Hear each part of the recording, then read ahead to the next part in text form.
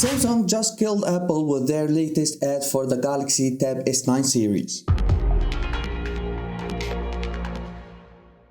After Apple taking all the news headlines because of their latest ad for the iPad Pro M4, which was released lately, Apple's ad included crushing a lot of older devices and instruments into an iPad, which gave the hint that Apple crushing all the creativity comes with these instruments. So Samsung had to respond to that and made this ad to call Apple out. Let's watch it together.